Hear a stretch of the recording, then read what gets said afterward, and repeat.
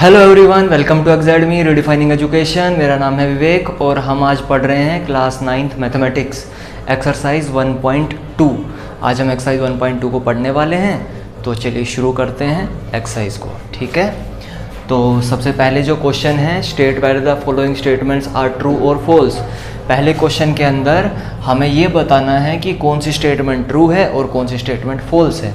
तो सबसे पहले वाले पार्ट को देखते हैं। पहला वाला पार्ट है every irrational number is a real number. क्या हर इरेशनल नंबर रियल नंबर होता है, वो ये पूछ रहा है। मतलब क्या जितने भी इरेशनल नंबर हैं वो रियल नंबर होते हैं। तो ये स्टेटमेंट ट्रू है। क्यों ट्रू है? क्योंकि मैंने आपको बताया था कि जो रियल नंबर होते हैं ना, वो दो टाइप के होते हैं। यानी रियल नंबर किन से मिलके बनते हैं? रियल नंबर में इरेशनल नंबर भी आते हैं और रेशनल नंबर भी आते हैं। ये बात मैंने बताई थी आपको। आप पीछे वाले लेक्चर को देखिए, उनके अंदर ये बात मैंने बताई है कि रियल नंबर कौन होते हैं, जिनमें इरेशनल नंबर भी होते हैं और रेशनल नंबर भी होते हैं। ठीक है, तो ये पूछ रहा है कि इरेशनल नंबर रियल नंबर होते हैं, तो होते हैं इरेशनल नंबर रियल नंबर, और रेशनल नंबर भी रियल नंबर होते हैं। ठीक है, आ गई मेरी बात समझ में? तो ये ट्रू है ये स्टेटमेंट। सेकेंड स्टेटमेंट क्या है? Every point on the number line is of the form root M where M is a natural number. ये कह रहा है कि जो नंबर लाइन होती है ना, जो नंबर लाइन होती है उसके ऊपर जितने भी नंबर हम प्लॉट करते हैं ना, जैसे 1 2 3 4 5, ये जितने भी नंबर इस नंबर लाइन के ऊपर दिखाते हैं, उन सब को हम रूट एम की फॉर्म के अंदर लिख सकते हैं। जैसे 1 को हम रूट 1 लिख सकते हैं, 2 को हम रूट 4 लिख सकते हैं, 3 को हम रूट 9 लिख सकते हैं, 4 को हम रूट 16 लिख सकते हैं, 5 को रूट 25, 6 को रूट 36 लिख सकते हैं। ऐसे कह रहा है कि नंबर लाइन के ऊपर जितने भी पॉइंट होते हैं उन सब को हम रूट एम की फॉर्म में लिख सकते हैं। और रूट एम के अंदर जो ये एम है ना, ये एक नेचुरल नंबर होगा। तो आप देखो ध्यान से, 1 नेचुरल नंबर है, 4 भी नेचुरल नंबर है, 9 भी है, 16 भी है, 25 भी है, 36 भी है। अब वो ये पूछ रहा है क्या हर पॉइंट के लिए ऐसा होता है? नहीं होता। अभी पिछले वाले लेक्चर में मैंने आपको एक नंबर प्लॉट करना सिखाया था, रूट 5.4, अगर आपको याद हो। इसमें देखो रूट के अंदर कैसा नंबर है? पॉइंट वाला नंबर है, 5.4 है। और हम तो इस नंबर को भी नंबर लाइन के ऊपर प्लॉट कर पा रहे थे कि नहीं कर पा रहे थे? इसका मतलब ये बात गलत है, ये स्टेटमेंट फॉल्स है। क्यों फॉल्स है? क्योंकि देखो रूट 5.4 के अंदर जो ये अंदर वाला नंबर है ना, ये नेचुरल नंबर तो है नहीं भाई, 5.4 नेचुरल नंबर नहीं है। तो लेकिन वो तो ये कह रहा है कि नंबर लाइन के ऊपर जितने भी पॉइंट प्लॉट होंगे वो सारे रूट एम टाइप के होंगे और एम जो होगा वो नेचुरल नंबर होगा। लेकिन इस केस में तो एम नेचुरल नंबर नहीं है, लेकिन तब भी हम इस नंबर को प्लॉट कर पा रहे थे।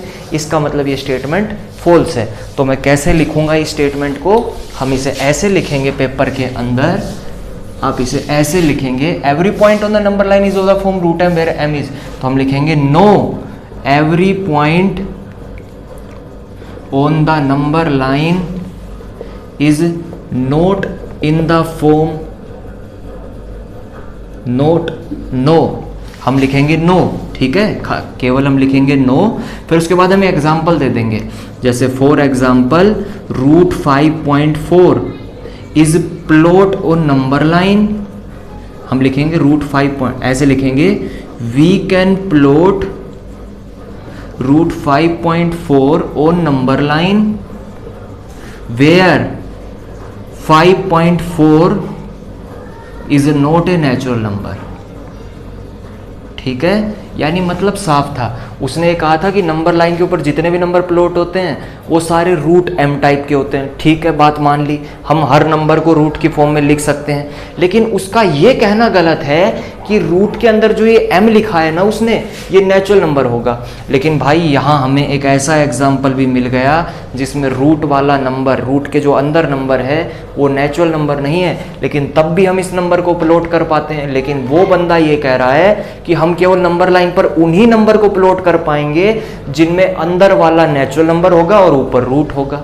तो ये बात गलत थी। ठीक है, अब अगली स्टेटमेंट पर चलते हैं। क्या every real number is irrational number? ये स्टेटमेंट फॉल्स है। क्यों फॉल्स है? ये इसलिए फॉल्स है, आप देखो इधर मैंने कहा था कि रियल नंबर कौन होते हैं? जो इर्रेशनल भी हों और रेशनल भी हों, दोनों हों। यानी कि सारे इर्रेशनल नंबर भी रियल नंबर होते हैं और सारे रेशनल नंबर भी रियल नंबर होते हैं। इर्रेशनल प्लस रेशनल बनते हैं रियल नंबर। लेकिन वहाँ ये कह रहा है कि हर रियल नंबर केवल इर्रेशनल नंबर होता है, लेकिन हर रियल नंबर इर्रेशनल तो होता है, लेकिन साथ साथ हर रियल नंबर रेशनल नंबर भी तो होते हैं। उसने ये बात तो इसमें नहीं लिखी, उसने तो केवल एक बात लिखी कि हर रियल नंबर इर्रेशनल नंबर होते हैं। तो ये स्टेटमेंट फॉल्स है। उसने आधी अधूरी बात लिखी। अगर वो ये बात लिखता कि every real number is a irrational number और रेशनल नंबर, तो ये स्टेटमेंट ट्रू होती। अब ये स्टेटमेंट फॉल्स है क्योंकि उसने रेशनल को छोड़ दिया। केवल इर्रेशनल नंबर ही रियल नंबर नहीं होते, रेशनल नंबर भी रियल नंबर होते हैं। तो ये स्टेटमेंट भी फॉल्स है। ठीक है, अब हम आगे बढ़ें, अगले वाले क्वेश्चन के ऊपर चलते हैं। अगली क्वेश्चन कौन है? Are the square root of all positive integer irrational? If not give an example of the square root of a number that is a rational number. वो ये कह रहा है कि अगर हम किसी भी एक नंबर का स्क्वायर रूट करें, अगर हम किसी भी एक नंबर का स्क्वायर रूट करें, और किसका स्क्वायर रूट करना है? किसी भी एक पॉजिटिव इंटीजर का। देखो क्या कह रहा है, स्क्वायर रूट करो किसी भी एक पॉजिटिव इंटीजर का। तो आप मुझे बताओ पॉजिटिव इंटीजर कौन से होते हैं? 1, 2, 3, 4, 5, ये सारे पॉजिटिव इंटीजर हैं। तो आप इनमें से किसी भी नंबर को उठाओ। मैं मान लो 4 को उठा लेता हूं, इसका स्क्वायर रूट करता हूं, तो मैं आपसे पूछूं इसका उत्तर क्या होगा, तो आप कहेंगे 2 आंसर होगा। तो आप इधर देखो, अब वो क्या कह रहा है कि आर द क्या स्क्वायर रूट अगर हम करें किसी पॉजिटिव इंटीजर का तो वो इर्रेशनल होगा। आप मुझे एक बात बताओ, हमने स्क्वायर रूट करा किसी भी एक पॉजिटिव इंटीजर का, ये पॉजिटिव इंटीजर थे कि नहीं थे? और हमने पॉजिटिव इंटीजर का रूट लिया तो आंसर कितना आया? 2।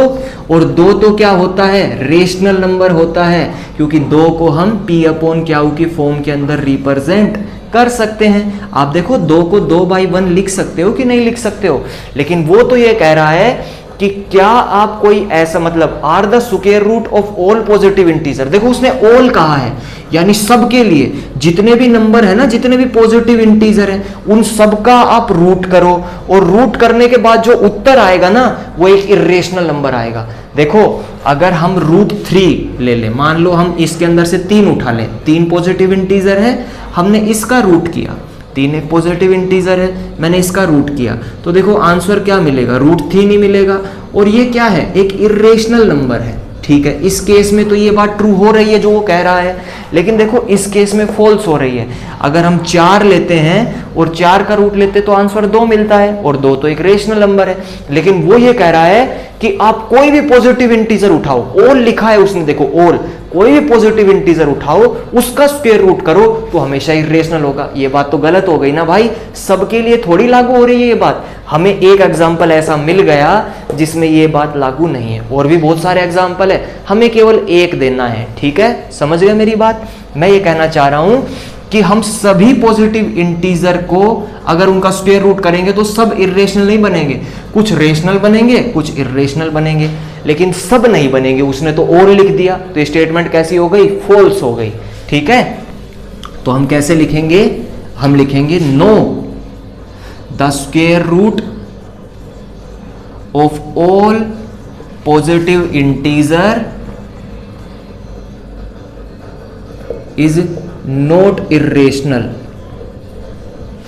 अब एग्जाम्पल दे दे, जैसे for example √4 is equal to 2 where 2 is a rational number, not irrational number. ठीक है, उसने यही कहा था कि अगर ये बात नहीं है तो आप एक एग्जाम्पल दे दें और उस एग्जाम्पल को लिख दें। ठीक है, आ गई मेरी बात समझ में?